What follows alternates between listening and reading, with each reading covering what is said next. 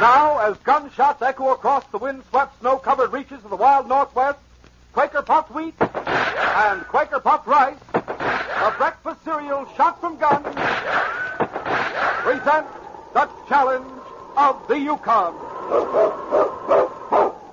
It's Yukon King, swiftest and strongest lead dog of the Northwest, blazing the trail for Sergeant Preston of the Northwest Mounted Police in his relentless pursuit of lawbreakers. On King, on, you huskies! Gold discovered in the Yukon, a stampede to the Klondike and the wild race for riches. Back to the days of the gold rush, with Quaker puffed wheat and Quaker puffed rice, bringing you the adventures of Sergeant Preston and his wonder dog Yukon King as they meet the challenge of the Yukon.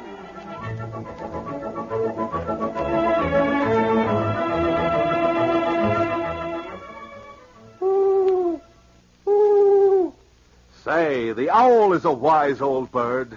And here's my idea of someone who's plenty smart, too.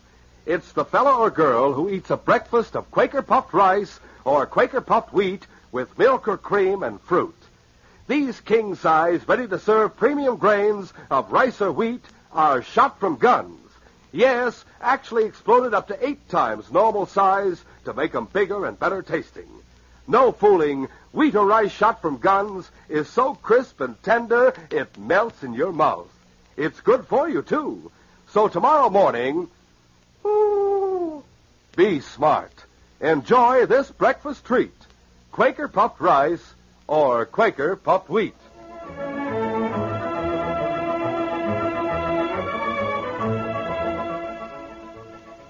Mrs. Trent held the doll up for Jeff Morton's inspection. What do you think of her? Oh, she's beautiful, May. Mary's going to love her. I can't thank you enough. Why, dressing this doll has made my Christmas for me, Jeff. I'm only sorry that Paul and Mary won't be here tomorrow. Well, you know what the doctor said. Mary has to stay in bed for a few more days. Perfectly right. There's no sense in taking chances after the siege she's been through. I'll have her down here for a party on her birthday. Now, do you have everything? Candy? Well, here. Cookies? Here. And here's the doll. Be careful of her. You can bet I will. And be careful of yourself, too. It's a dangerous trail up there in the woods, especially after you hit the creek. Well, Merry Christmas. I'll see you, May. Thanks again. Jeff drove out of the little town of Greenwood just as it was getting dark. He followed the Klondike in the direction of Dawson until he neared the mouth of Christmas Creek. He could see a large campfire near the edge of the woods, and thinking it might be some of his friends on their way to Dawson, he drove straight toward it. But the sight of a tall figure lit by the flames made him step on the brake and call out to his team to stop. Oh there. Gee there. Get around. It's Taranga. Must have escaped from jail. Taranga and his renegades. Get around there. As Jeff turned his team around, the renegade chief Taranga saw him. Mush on! Taranga ordered his men to open fire. Oh! One of the bullets hit Jeff in the right leg, but his grip was firm on the crossbar, and he managed to stay on the running board. I gotta warn the folks in Greenwood. Mush! He urged his team back along the trail to Greenwood, and his dogs soon carried him out of range of the renegade's guns. But he didn't dare stop and take care of his wound at that moment. On he drove until he saw the 7 buildings that made up the little settlement. When he reached Harry Worth's store, he called out to the team to stop. Oh there! Oh, Harry!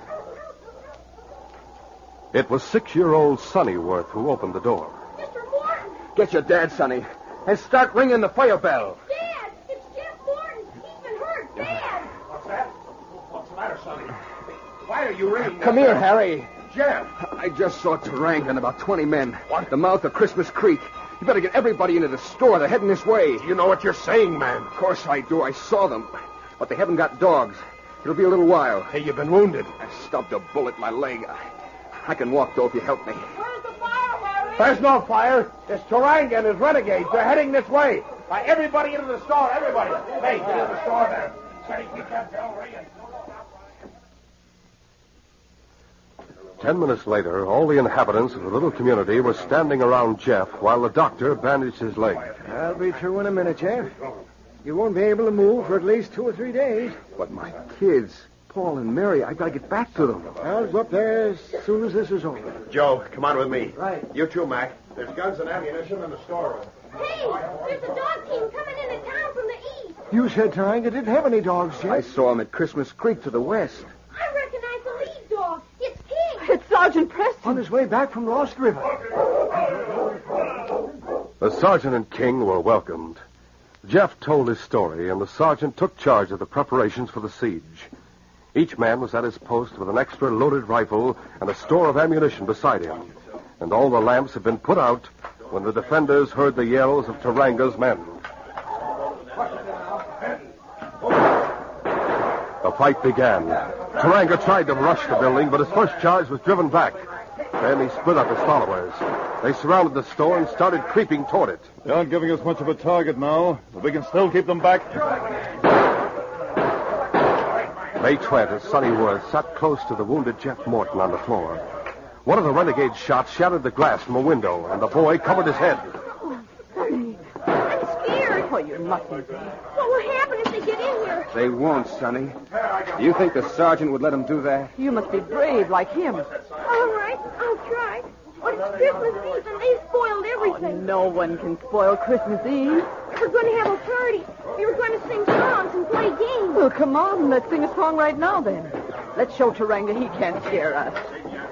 It came upon a midnight clear, that glorious song of old. Come on, Sonny, sing with me. All right, we'll show him. It came upon a midnight clear, that glorious song of Holding them in. old. Some angels bring from the earth, but touch their hearts. I think they've had enough. Peace on the earth, goodwill to men, from heaven mighty King. They're clearing out. Hold your fire. The word in solemn stillness waits to hear the angels sing. Oh, that was fine. Thanks. I think you're right. They're gone. Yes. They're heading out of town the way they came. They won't be coming back tonight, but just to be safe, you'd all better stay right here until morning. You men can take turns standing guard. Okay, Sergeant. What are you going to do, Sergeant? King and I will try to make it to Dawson. I'm going there and bring back every man we have in the barracks. Taranga and his crew must be rounded up if there's going to be any peace in the Yukon tomorrow. Sergeant, I gave my word to Jeff. His boy and girl, Paul and little Mary, they're up there in the hills in his cabin all alone. I promised I'd go and make sure that they were safe. We'll all go. That isn't a job for one man. Yes, it is, Harry. I'll stop at the cabin on my way. You will, Sergeant? Of course, Jeff. What's more, I'd better take Paul and Mary into Dawson with me. Is that all right, Doc? Oh, I guess so. If Mary's bundled up well, better to take a chance on a little cold weather than on Taranga. But, Sergeant, you don't know where my new cabin is. Is it far from the old one? No. That was at the head of the creek. Well, yes, at the foot of the hill. There's a trail leading up through the woods. My new place is in a clearing right at the top of the hill. Yes? Paul will have a light burning in the window. It'll be easy to find. Maybe too easy. I mean, if those There's others... no reason to think they're heading in that direction. But they might. Oh, heaven forbid. Heaven will, I'm sure. Don't worry, Jeff. I'll get the children. Oh, somehow I'm sure you will, Sergeant. Will you take Mary's doll with you? What? It's on my sled. Well, the tyke won't have any Christmas at all if Santa doesn't bring her that doll. Take it to us, Sergeant. Of course, Jeff. I'll get it for you. On, King. The doll was given to the sergeant, the team was lined up, and he started out of Green. On, King! On! As he turned west on the Klondike, he could hear the little group in the store start to sing. Their voices soon faded in the distance. It was a brilliant night, moon and stars and the northern lights. Green, yellow, and red streaking across the sky. He soon checked the speed of the team. Easy, King. Easy, boy. He had let everyone think he intended to head straight for Jeff's cabin and then drive on to Dawson. But his first mission was to find out where Taranga and his men had gone. It was their trail he was following, and it led him straight back to Christmas Creek. At the mouth, he found the site of their old camp. They hadn't stopped there. Oh, King, hold your huskies. Started up the creek, King.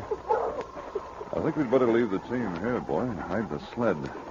If they've made camp somewhere up above, we'll have to circle them to get to Jeff's place. Work our way through the forest. All we can hope is that they haven't gone too far.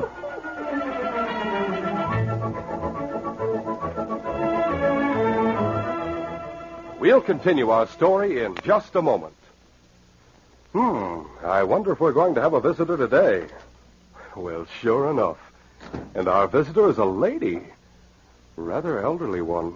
Dressed up a bit behind the times. But... Hello there, young man. Why, hello. I'm the old woman who lives in the shoe. You're what? You're the old woman who lives in the shoe. Yes, indeed. Well, I guess the housing shortage is rather bad. Oh, we don't mind. We? Yes, myself and all the children. Oh, that's right. You're the lady with so many children you don't know what to do. But I do. Huh? I mean, I do know what to do with the children. I see. They're really very well behaved nowadays. Oh? Especially around breakfast time. Ah.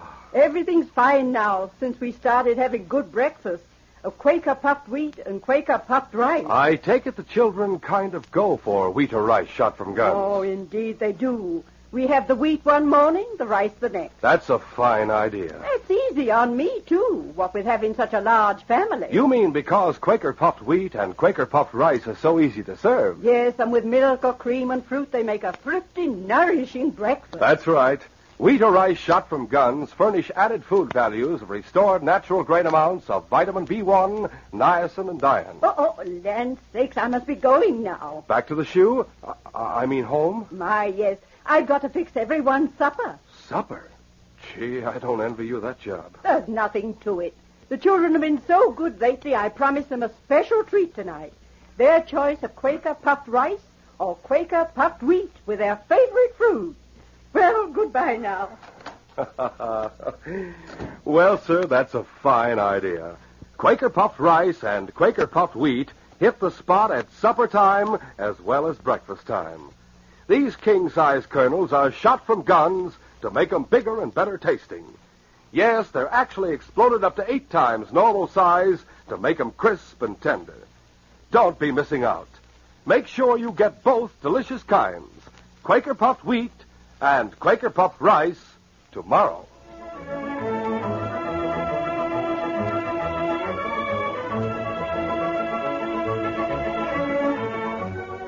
Now to continue our story. The sergeant drove his team into the cover of the trees at the mouth of Christmas Creek. The dogs were unharnessed and immediately burrowed in the snow and went to sleep. Fir boughs were piled over the sled. Then the sergeant placed Mary's doll in his knapsack with a few supplies and his first aid kit, and he and King started out. They followed the trail carefully, on and on toward the head of the creek. It was a relief when he finally saw a campfire glowing through the trees. Easy, boy. They're at the foot of the hill. It's just above where Jeff's old cabin is. We'll make sure of the exact spot, and we'll work our way around them. Come on. Silently, the sergeant and King made their way toward the campfire until they could see Taranga's tall figure, his bitter, twisted face. There were at least 20 men with him. Good enough. Now to get up to Jeff's cabin, gang. They cut to the west for 200 yards before they started up the wooded slope. Then suddenly, King growled a warning. He and the sergeant dropped to the ground in the shadow of a low bush.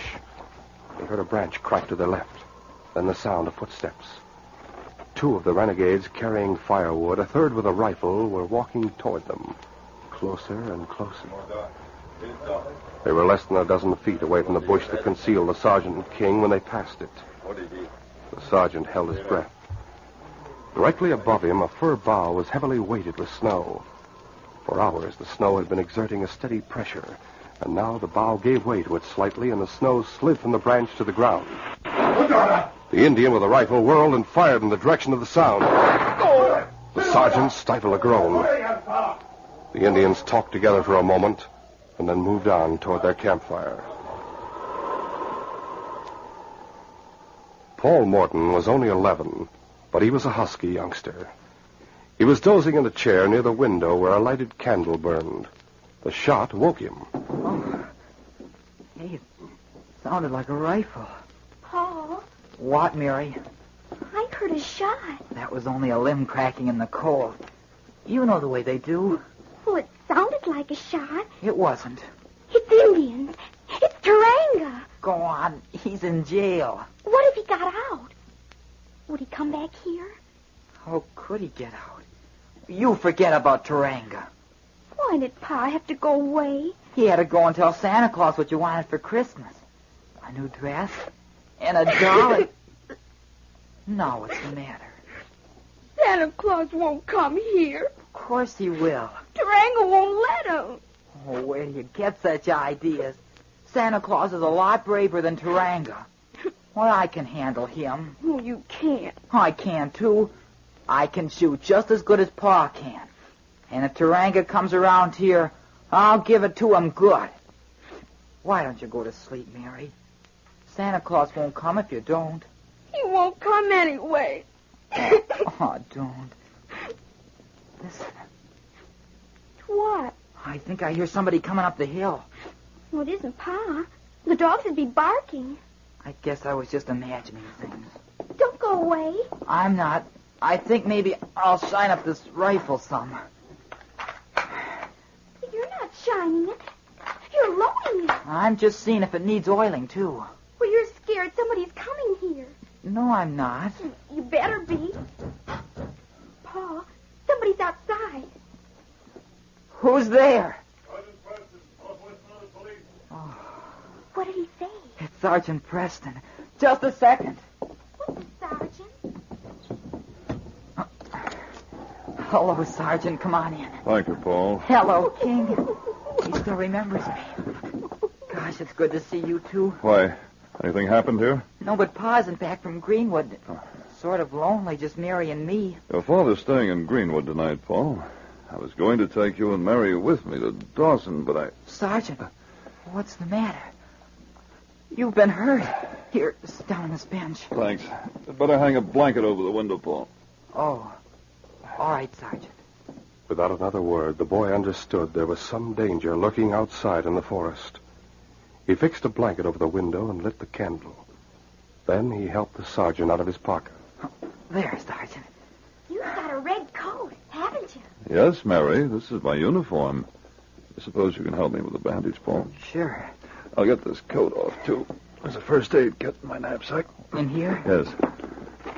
What's this package on top? Well, that's for Mary. It's her Christmas present. For me? You can't open it until tomorrow. Oh, I'll ask him. Can't I open it, Santa? What? Santa? This isn't Santa Claus. It's Sergeant Preston. Oh, I know who he is. Can't I open it? Please. Let her have it, Paul. All right. Here you are. Thank you, Santa. Oh, for God's sake. Just because you've got a red coat. And a red shirt, too, I'm afraid. Don't let Mary see it. She can't. Help me tear it away. Sure. Paul helped the sergeant bandage his wound, and as they worked, they talked in whispers. That right, Sergeant? That's perfect. I'll just put my coat around my shoulders. Here. Thanks, Paul. Tarang and his men are camped at the bottom of the hill. I'm going to write a note and send King back to headquarters with it. To Dawson? Will he know where to go? All I have to do is tell him headquarters. He'll bring help. I'll stay here with you and Mary tonight until just before daybreak. What are you going to do then? Well, I'm going to let Taranga see me. I'm going to lead him back to the Dawson Trail. It'll be easier to capture him then. That isn't the reason.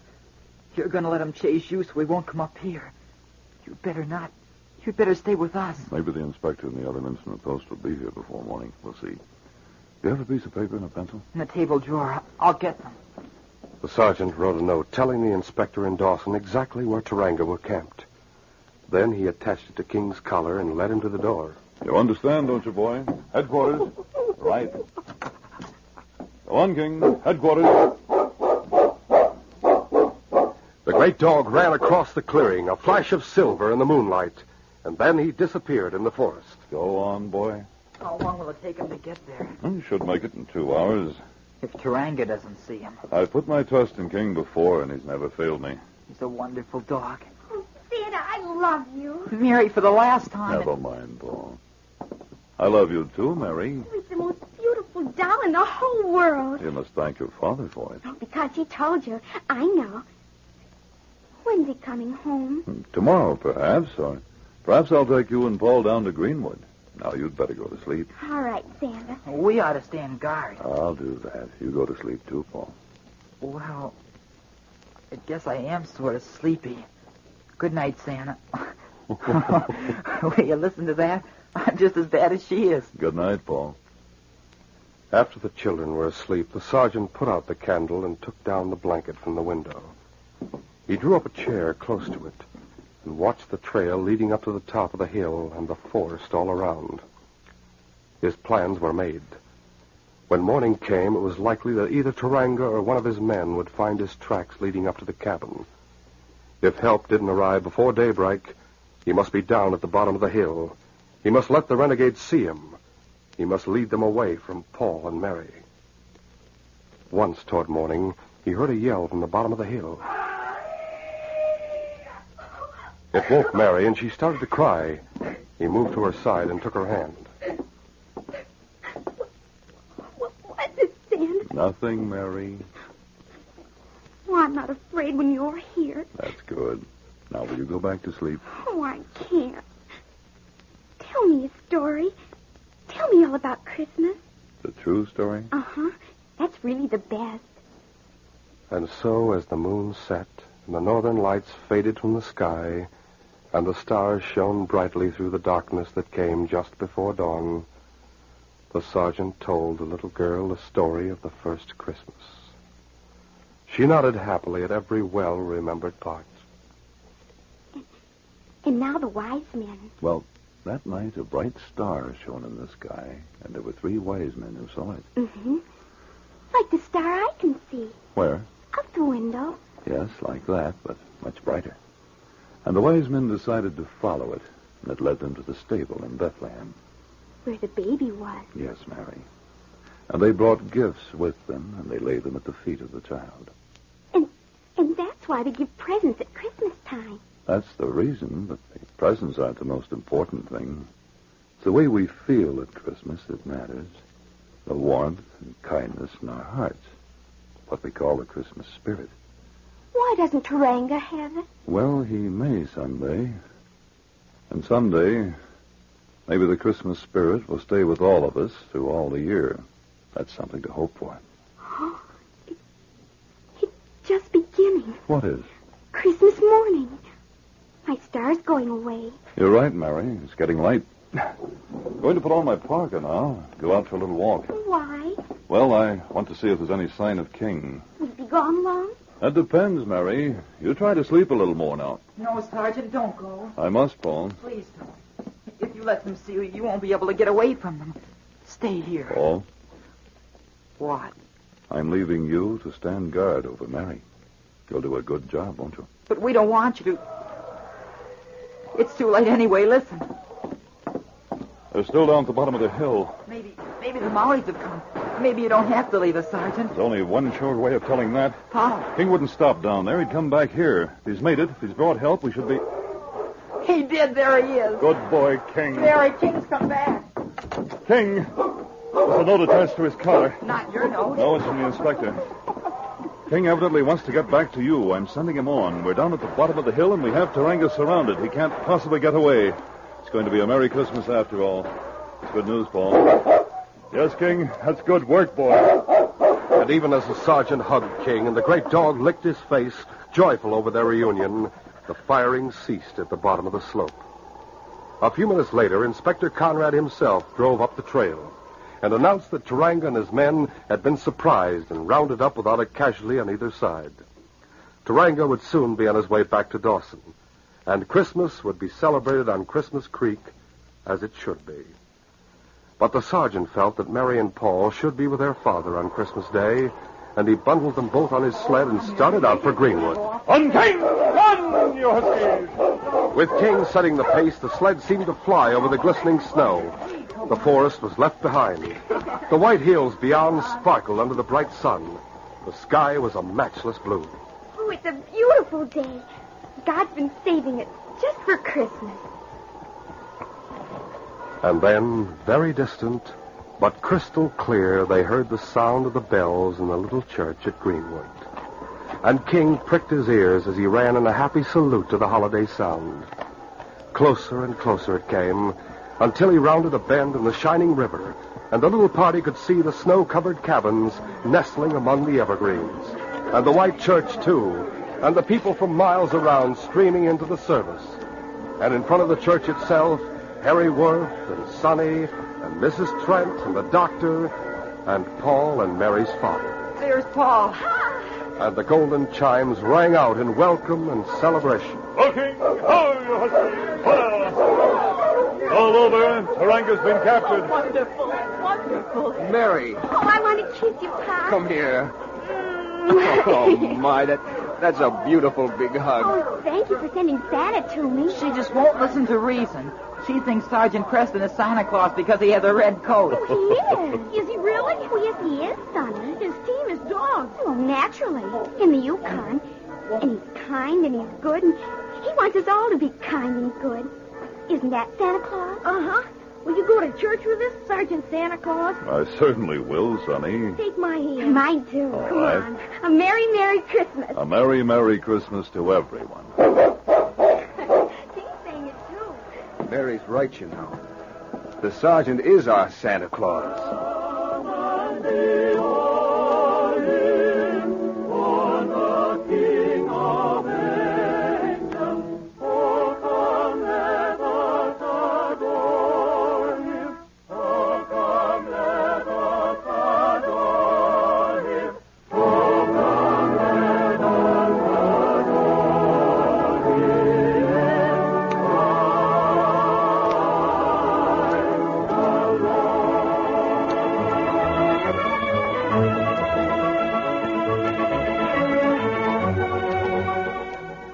Be careful.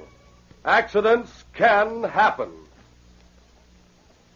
Yes, fellas and girls, accidents do happen. Every few seconds there's an accident and someone's hurt. What's more, in wintertime, there's more chance than ever of accidents due to snowy and icy roads. So be careful. Most accidents are due to just plain carelessness. Use your old bean when you're playing out of doors. Be careful when you cross the streets.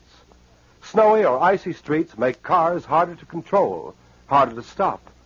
Be careful with your sleds. Never coast or ride them on streets open to traffic. And never, never hitch a ride on the back of a truck or car. Don't take chances. Not even a little chance. Now, more than ever, be extra careful. These radio dramas, a feature of the Challenge of the Yukon Incorporated, are created and produced by George W. Trendle, directed by Fred Flowerday, and edited by Fran Stryker. The part of Sergeant Preston is played by Paul Sutton. They are brought to you every Monday, Wednesday, and Friday at the same time by Quaker Puffed Wheat and Quaker Puffed Rice, the breakfast cereals shot from guns. Be sure to hear the Challenge of the Yukon Monday.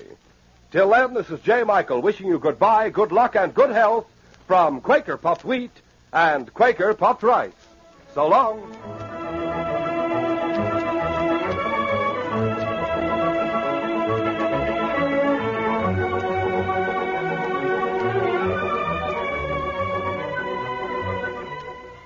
For a delicious hot breakfast, eat Quaker Oats. The giant of the cereals is Quaker Oats. Yes, the giant of the cereals is Quaker Oats. Delicious, nutritious, makes you feel ambitious. The giant of the cereals is Quaker Oats. Say, boys and girls, do you want to be a star someday in sports and activities? Then start on good Quaker Oats breakfast tomorrow. Because nourishing oatmeal gives you more growth and endurance than any other whole grain cereal. Still less than 1 penny a serving. Quaker and Mother's Oats are the same. This is ABC, the American Broadcasting Company.